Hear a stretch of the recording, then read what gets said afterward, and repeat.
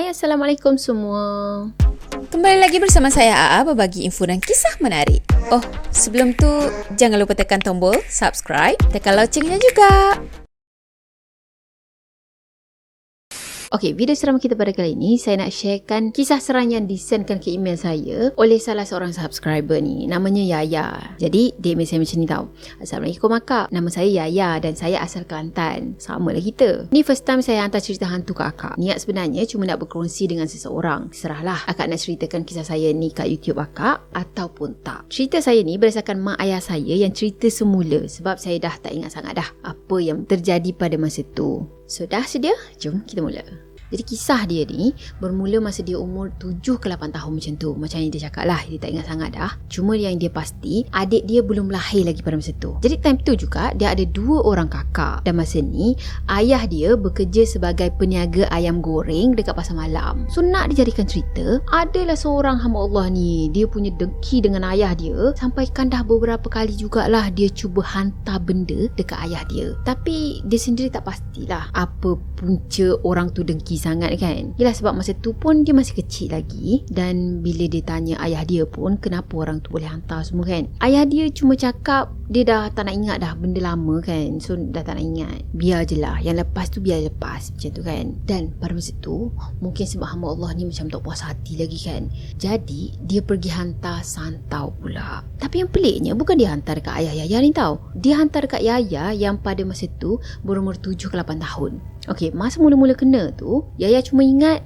dia tiba-tiba je pengsan. Lepas tu bawa pergi klinik dan doktor cakap Yaya ni okey je. Jadi balik semula ke rumah kan. So start daripada situ jugalah mak dia cerita yang Yaya ni makin lama makin kurus tau. Katanya Yaya ni makan macam biasa. Yelah tak adalah kata tak lalu makan ke apa kan. Macam biasa je makan. Cuma makin lama berat Yaya ni makin turun. Bayangkan dalam masa seminggu je berat dia boleh turun sebanyak 5 kilogram. Sampai kepada masa tu, dia tak boleh nak pergi sekolah selama 2 bulan. Yelah setiap kali pergi sekolah je, dia akan pengsan. Dan cikgu akan call parent dia untuk datang ambil ke sekolah. Katanya nasib baik jugalah sekolah yang dia bersekolah pada masa tu dekat je, bersebelah je dengan rumah dia. Dan klinik kesihatan pun dekat-dekat situ je. So senanglah cikgu-cikgu nak hantar balik ataupun nak hantar terus ke klinik kan. Jadi pada masa tu sebenarnya mak dengan ayah dia ni tak terfikirlah kata ada orang hantar benda ke santau ke apa kan. So diorang kerap sangat bawa Yaya ni pergi ke hospital dan juga klinik, jumpa dengan doktor. Dah tu doktor cek-cek dan doktor cakap yang darah rendah ni, sebab itulah Yaya ni pengsan, selalu pengsan kan. Sampaikan Yaya ni pergi rujuk kepada doktor pakar. Katanya banyak kali tau dia dimasukkan ke ward dan juga dipantau dengan doktor pakar tadi lah. Buat x-ray lagi, scan, CT scan, endoskopi.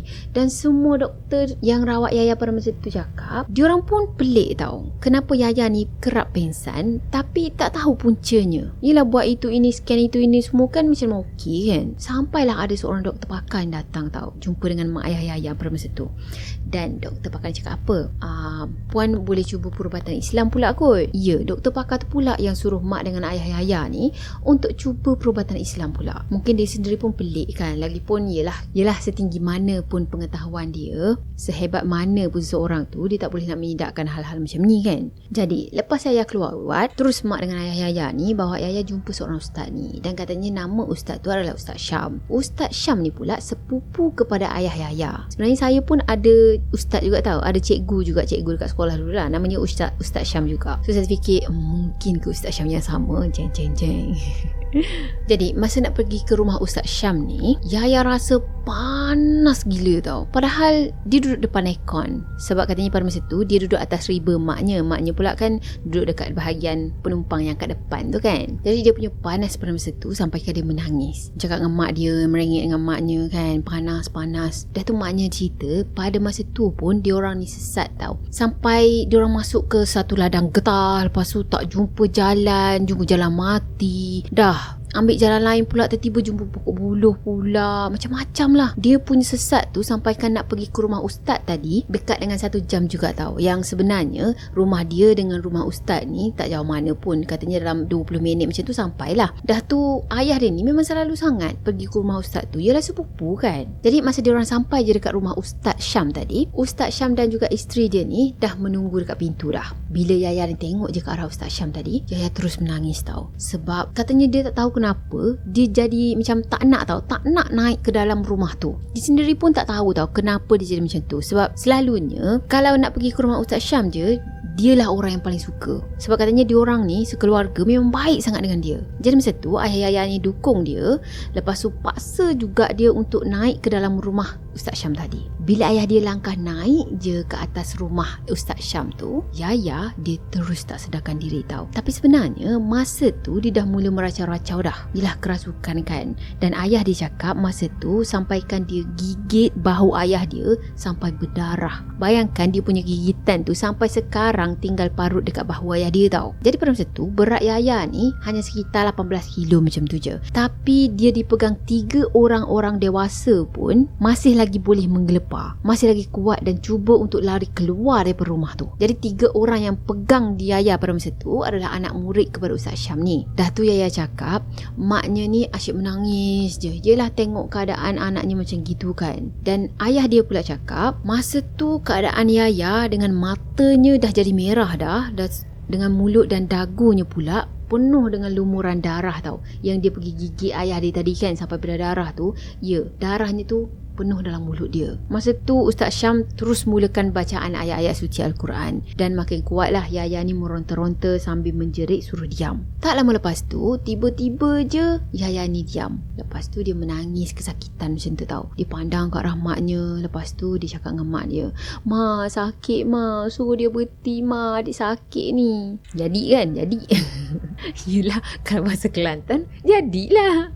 Try bahasa lain, tak tahu macam mana. Bila dah dengar Yaya meringit macam tu, Yaya minta tolong macam gitu kan, hati mak mana yang tak luluh. Maknya makinlah kuat menangis. Yelah kesiankan anaknya.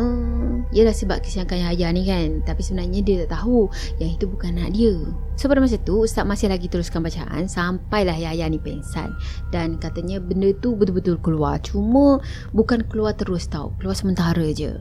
Dah tu Ustaz tadi bagi tahu ayah Yaya yang orang yang sama je yang hantar benda-benda ni semua. Katanya orang yang hari tu ataupun orang yang selalu hantar tu. Lagi satu, benda tu sebenarnya dah mula makan dalaman Yaya tau. Sebab itulah Yaya ni makin kurus dan juga kerap pengsan. Ni pun dia cuma keluar kejap je. Itulah yang Ustaz Syam cakap. Jadi pada masa tu Ustaz Syam ni suruh Yaya tadi tinggal dekat rumah dia buat sementara waktu. Dia nak pantau macam tu lah kan. Sampailah benda tu, makhluk tu betul-betul keluar daripada badan Yaya. Jadi selama dia tinggal dekat rumah Ustaz Syam tadi, Yaya tidur dengan isteri Ustaz Syam. Dan Ustaz Syam pula tidur dekat bilik lain. Katanya seminggu jugalah dia tinggal dekat sana. Dan selama seminggu tu, benda tu, makhluk tu langsung tak kacau Yaya tau. Sampaikan mak ayah Yaya ni ingatkan benda tu yelah dah betul-betul pergi kan. Jadi sebab Yaya ni macam nampak macam dah sembuh, so mak dengan ayah Yaya tadi pun pergilah ke rumah Ustaz Syam tu untuk ambil Yaya balik. Jadi pada masa tu Ustaz Syam tadi bagi tahu yang kata benda ni sebenarnya masih lagi ada. Cuma makhluk tu dia nak kita fikir, dia nak kita ingat yang dia dah pergi dah, dia dah tak ada macam tu kan. Pandai aku menyuruh Jadi malam tu Ustaz Syam mulakan perubatan balik. Dia suruh Yaya baring dan Ustaz Syam bacakan ayat dekat hujung kepala Yaya. Masa ni lah benda tu mula ambil alih tubuh Yaya balik tau. Dan Yaya tak sedarkan diri. Ya, dia dirasuk. Lepas dia dah dirasuk tadi, Ustaz Syam tu pun cubalah berkomunikasi dengan benda tu. Tapi katanya benda tu langsung tak nak bagi kerjasama tau. Semua soalan Ustaz Syam dia tak nak jawab. Padahal dah bagi soalan objektif dah. Ada orang cakap, kalau cerita-cerita seram jangan bawa awak. Yelah kalau tanya kan, engkau duduk kat mana? Duduk dekat sini ke? Duduk kat gunung ke? Kat laut ke? Kan soalan objektif tu. Tapi tak nak jawab juga. Benda tu yang masuk ke dalam badan Yaya, dia cuma menunduk sambil duduk bersila menghadap Ustaz. Nampaklah kalau dah berduduk bersila tu, nampak macam dia tegaslah dengan keputusan dia kan. Dan berani menghadap Ustaz ni tau. Jadi maknya cerita, masa tu Ustaz Syam dah mula marah dah. Lepas tu dia buat macam sembelih dekat leher Yaya ni. Dan time tu lah Yaya pengsan balik. Bila dah sedar tu, Ustaz Syam tadi suruh Yaya duduk bersila, membelakangi dia tau. Dan masa itulah Ustaz tadi bacakan ayat untuk buang santau dekat dalam tubuh Yaya. Lepas tu Ustaz Syam suruh Yaya minum air masak supaya Yaya muntahkan apa yang ada dekat dalam badan dia tu. Biasanya macam tu lah kan, kalau ada benda kotor dalam badan kita, kita kena muntah keluar. Jadi Yaya ni cakap banyak jugalah dia minum air pada masa tu, tapi tetap juga tak nak muntah tau. Sampaikan Ustaz tadi suruh Yaya ni jolok anak tekak dia dengan jari supaya muntah. Dah tu dia buat lah kan, dia buat dan dia muntah. Tapi katanya mungkin dia tak tengok kot apa yang dia muntah tu, ataupun lepas dah muntah semua dah keluar tu, dia terus lembik kan. Dia tak sempat nak tengok ke apa, sebab dia tanya mak dengan ayah dia apa yang terkeluar masa dia muntah tu kan. Tapi mak ayah dia tak nak bagi tahu tau. So sampai sekarang lah dia tak tahu. Dah lepas muntah tadi barulah dia rasa macam okey sikit. Lepas tu dia pun dah boleh balik ke rumah dia balik. Dan lepas kejadian tu lah, katanya hijab dia mula terbuka tau. Dia mula nampak benda-benda yang orang lain tak nampak. Itu pun dia tahu hijab dia terbuka masa dia berumur 12 tahun. Yelah, benda ni jadi kan masa dia umur 7 ke 8 tahun. Jadi masa umur dia 12 tahun baru dia tahu, kata dia boleh nampak penampakan-penampakan ni semua. Dan sebenarnya sebelum-sebelum ni pun dia dah nampak dah. Tapi dia fikir itu semua orang. Dia tak rasa itu semua macam benda pelik tau. Okay, katanya banyak lagi yang saya nak cerita, tapi lain hari lah. Dan saya ni bukan reti sangat nak mengarang cerita ni. Harap akak faham lah ya. Alhamdulillah akak boleh faham lah apa yang awak ceritakan. Okay, saya rasa sampai di sini untuk video kali ni. Saya harap korang sukakan video ni. Dan untuk Yaya, kalau ada lagi cerita-cerita seram yang lain, send lah ke email saya. Nanti saya akan ceritakan. Okay, macam biasa, kalau korang sukakan video ni, jangan lupa untuk tekan tombol like, comment, share dan juga subscribe. Jumpa lagi next video. Bye-bye. Assalamualaikum warahmatullahi wabarakatuh. Bye-bye.